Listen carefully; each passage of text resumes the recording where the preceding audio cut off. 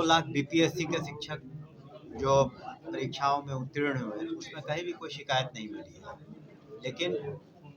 यदा कदा ऐसी बात हुई है तो निश्चित रूप से उसके लिए बीपीएससी जो उचित कदम उठाएगा और उठा भी रहा है ताकि भविष्य में इस तरह की पुनरावृत्ति न हो। बीपीएससी इस संबंध में सक्षम है और वो आपको अपने माध्यम से बताएंगे वहाँ के पदाधिकारी अध्यक्ष कि उन्होंने क्या बदलाव किए हैं आने वाले दिनों में, ताकि बिल्कुल ट्रांसपेरेंट तरीके से और स्वच्छ तरीके से कदाचार मुक्त परीक्षा हो। हम लोग पॉलिसी बना रहे हैं और कि 3 स्कूलों में प्रधानाध्यापकों प्रधान शिक्षकों को हम लोग पोस्ट करेंगे ताकि पढ़ाई का स्तर और बेहतर हो सके, और उनके स्थानांतरण के संबंध में भी हम लोग उनकी भी राय निश्चित रूप से मांगेंगे। बीपीएससी 17वीं में जिस प्रकार से पेपर लीक हुई उसके बाद परीक्षा रद्द हुई, इसको लेकर बिहार सरकार के शिक्षा मंत्री सुनील कुमार से जब सवाल किया गया कि बीपीएससी 17वीं की परीक्षा लीक हुई है उसके बाद पेपर भी जो है रद्द हुई, इसको लेकर क्या कुछ कह रहे हैं बिहार के शिक्षा मंत्री सुनील कुमार, पहले आप सुनिए। अगर कहीं पर किसी डिस्ट्रिक्ट एजुकेशन ऑफिसर ने किसी प्रधानाध्यापक या किसी शिक्षक को किसी वजह से, चाहे वो कार्य में शिथिलता उन्होंने बरती हो या अपने जो भी किसी नियम का उल्लंघन किया हो, तो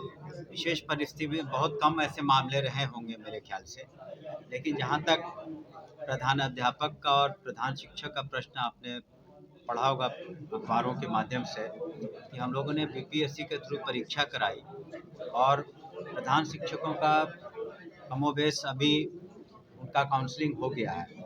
अगले कुछ दिनों में प्रधान अध्यापकों का भी काउंसलिंग हो जाएगा। उसके बाद हम लोग पॉलिसी बना रहे हैं और कि 3 स्कूलों में प्रधान अध्यापकों प्रधान शिक्षकों को हम लोग पोस्ट करेंगे ताकि पढ़ाई का स्तर और बेहतर हो सके, और उनके स्थानांतरण के संबंध में भी हम लोग उनकी भी राय निश्चित रूप से मांगेंगे और यथासंभव हम लोग कोशिश करेंगे कि अच्छे प्रधानाध्यापक, और जो बच जाते हैं कुछ स्कूल फिर भी उसके बारे में हम लोग अलग से नहीं बताएंगे। अच्छा सर, बीपीएससी आजकल कई विवादों में है, आपको लगता है कि इससे शिक्षा विभाग और बीपीएससी की अगर बात करें, शिक्षा जगत की बदनामी हो रही है? पहले नॉर्मलाइजेशन की बात आई सामने निकल कर, फिर जब परीक्षा ली गई वहाँ पर कैसे शिथिलता पाई गई जिस कारण से फिर से उसे रद्द करना पड़ा एक सेंटर को, तो कहीं ना कहीं बदनामी हो रही है, सरकार की टिकरी हो रही है। देखिए, एक तो समझिए कि आजकल के जो साइबर युग के एज में एक सिक्योरिटी मैंडेट को और सिक्योरिटी जो है परीक्षा से संबंधित वो मेंटेन करना बहुत आसान नहीं होता है, क्योंकि बहुत चीज़ जो कंप्यूटराइज्ड है और जो इसमें गिरोह शामिल था कई उसमें पकड़े भी गए हैं। और कोशिश रही है बीपीएससी की भी कि उनके जैसे अध्यक्ष ने भी हाल में प्रेस कॉन्फ्रेंस करके बताया कि अच्छे से परीक्षा हो, लेकिन कई बार उसमें कमी रह जाती है जिस कारण से इस तरह की घटनाएं होती हैं। लेकिन निश्चित रूप से उसके बाद विधि सम्मत कार्रवाई एफआईआर और जो इसके लिए दोषी हैं उनका कार्रवाई होती है। आपको बताना चाहेंगे कि जो सक्षमता परीक्षाएं हुई इसके पूर्व में, इसमें करीब 2.5 लाख शिक्षक क्वालिफाई कर चुके हैं या करीब 2 लाख बीपीएससी के शिक्षक जो परीक्षाओं में उत्तीर्ण हुए उसमें कहीं भी कोई शिकायत नहीं मिली है। लेकिन यदा कदा ऐसी बात हुई है तो निश्चित रूप से उसके लिए बीपीएससी जो उचित कदम उठाएगा और उठा भी रहा है ताकि भविष्य में इस तरह की पुनरावृत्ति नहीं हो। बड़ी संख्या में अभ्यर्थी परीक्षा रद्द करने की मांग कर रहे हैं। बीपीएससी का नहीं कि पुराने नियम में संशोधन करना होगा और जो एक पाली परीक्षा निकालती है उसको कई फेज में करना होगा। तभी देखिए, ऐसा है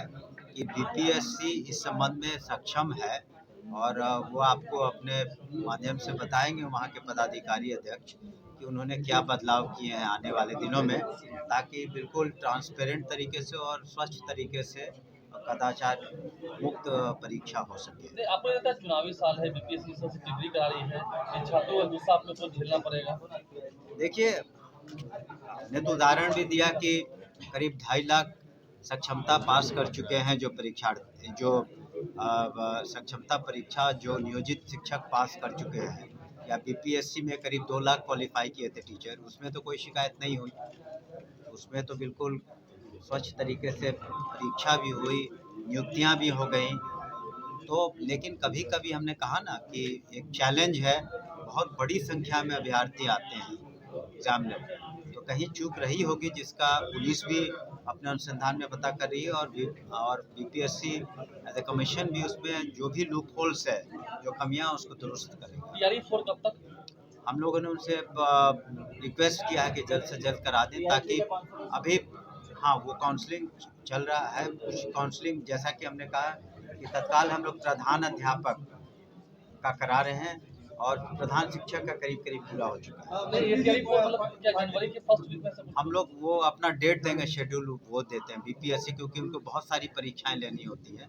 तो अपने हिसाब से शेड्यूल देंगे, लेकिन हम लोगों ने अनुरोध किया है। मंत्री जी, पाटलिपुत्र विश्वविद्यालय के जो छात्र हैं 4 दिनों से अपनी मांगों को लेकर अनशन धरने पर बैठे हुए, कह रहे हैं कि जो विश्वविद्यालय प्रशासन है उन पर अनियमितता का आरोप लगा रहे हैं लगातार। देखिए, हमने भी पढ़ा है, लेकिन उनसे अनुरोध होगा कि जो भी उन कमियां पाते हैं या जो भी शिकायतें हैं उनके बारे में अलग से मुझसे मिल लें, और हम लोग निश्चित रूप से उस पर निराकरण करने की कोशिश करेंगे, और फिर वाइस चांसलर से भी बात करके जो उनकी समस्याएं हैं उसको दूर करेंगे। आपने देखा होगा कि हाल में पटना यूनिवर्सिटी में भी कुछ समस्याएं थी,